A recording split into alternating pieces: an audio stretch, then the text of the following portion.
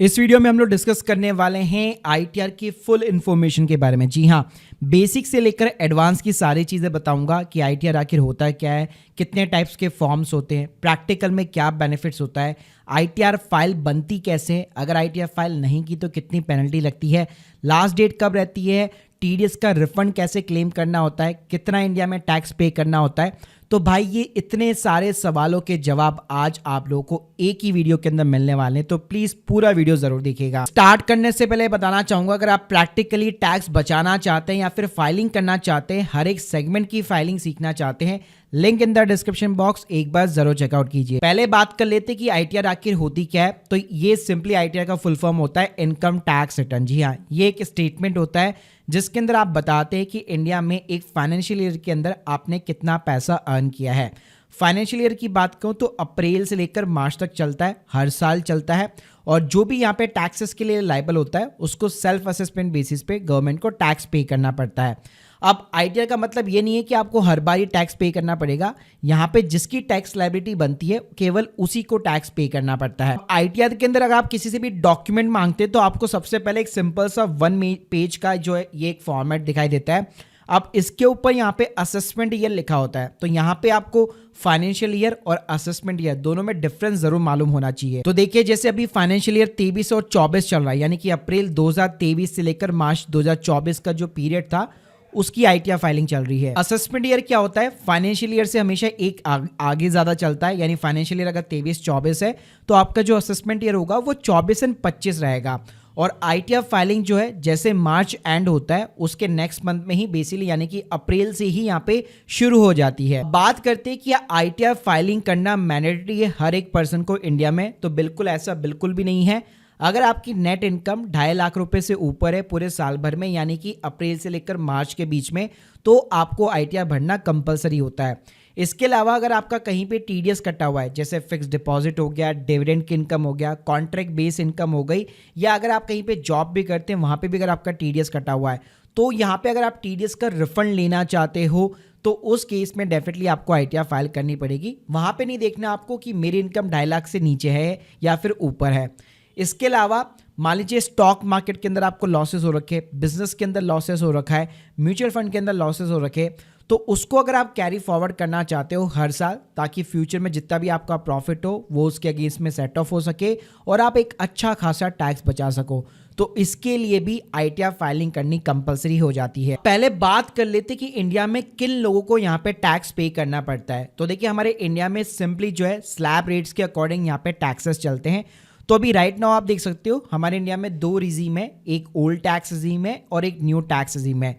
Old tax regime की बात करूं तो वहां पे एजेस के अकॉर्डिंग आपका टैक्स लगता है।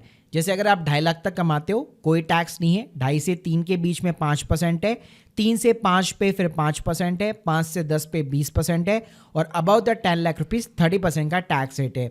न्यू टैक्स रिजीम की बात करूं तो वहां पे 7 लाख तक कोई टैक्स नहीं लगता है, फिर 6 से 9 पे आप देख सकते हो 10% का है लेकिन उसमें रिबेट मिल जाती है, 9 से 12 पे 15% का है, 12 से 15 पे 20% का है, और बियॉन्ड द 15 लाख रुपीज 30% का टैक्स रेट। तो मैं अगर आपको सिंपली एक समराइज करना चाहूं, ओल्ड टैक्स रिजीम के अंदर अगर आपकी टोटल इनकम जो है 5 लाख रुपए के नीचे है तो आपको अपनी जेब से भाई कोई टैक्स पे नहीं करना है। जी हाँ, आईटीआर बाकायदा आप फाइल कर सकते हो लेकिन टैक्स पे करने की जरूरत नहीं है क्योंकि गवर्नमेंट आपको रिबेट प्रोवाइड कर देती है।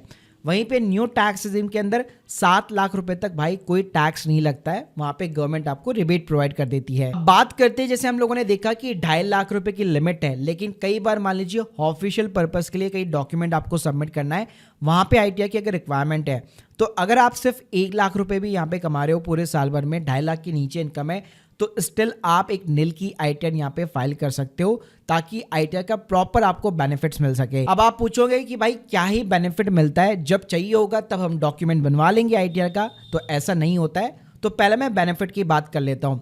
तो देखिए, कहीं पे भी अगर आप बैंक लोन के लिए अप्लाई करते, home loan, car loan, personal loan, कोई भी लोन हो गया, वहाँ पे मिनिमम एटलीस्ट 2 से 3 साल की आईटीआर बैंक मांगता है।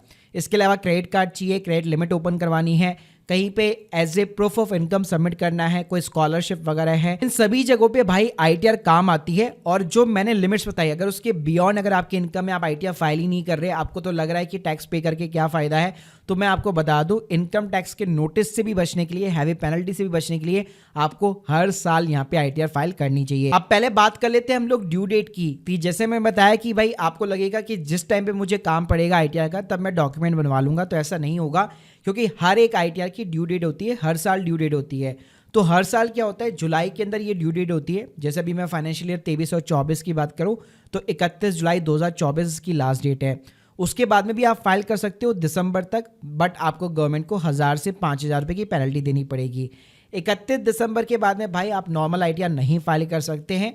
अगर आपको टीडीएस का रिफंड लेना है, या लेट सपोज अगर आपको विदाउट पेनल्टी भी आईटीआर फाइल करनी है या पेनल्टी के साथ में भी करनी है, तो भी आप नहीं कर पाओगे।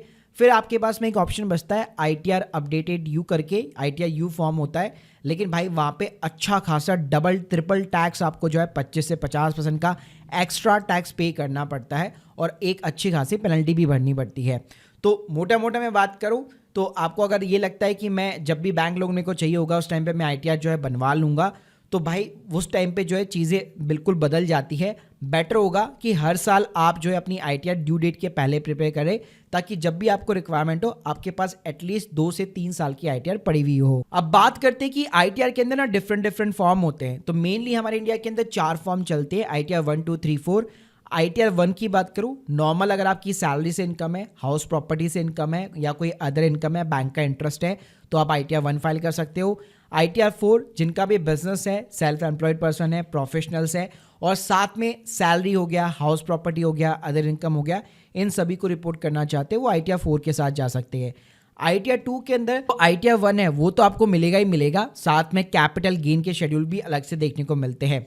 तो अगर आपका म्यूचुअल फंड से, स्टॉक मार्केट से प्रॉफिट है या लॉस है, तो उस केस में आप आईटीआर 2 के साथ जा सकते हो। आईटीआर 3 की बात करूँ तो वहाँ पे P&L बैलेंस शीट वगैरह भी देखने को मिलते हैं।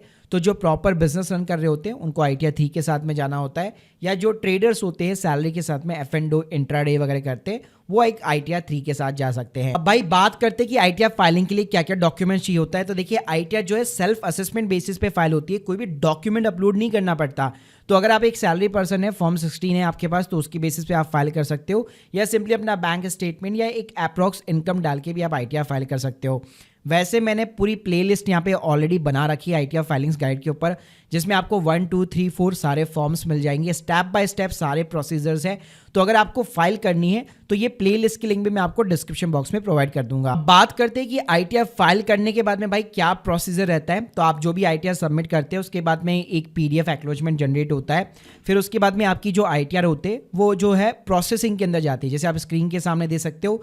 फिर उसके बाद में गवर्नमेंट आपको एक फाइनल इंटीमेशन लेटर या ऑर्डर देती है। अगर आपका रिफंड बन रहा होगा तो उसके अंदर रिफंड मेंशन होता है, अगर आपका कोई रिफंड नहीं है, डिमांड नहीं है, तो यहाँ पे फाइनल इंटीमेशन लेटर आपको दे दिया जाता है। अगर कोई आपका मान लीजिए आउटस्टैंडिंग डिमांड रहता है, यानी गवर्नमेंट को पैसा आपको पे करना है, तो उसका डिमांड लेटर भी आपको दिया जाता है। तो भाई अब आप लोगों को समझ में आ गया होगा कि आईटीआर का पूरा बेसिक प्रोसीजर। बाकी फाइलिंग कैसे करनी है वो आपको इन सारे वीडियोस के अंदर देखने को मिल जाएगा।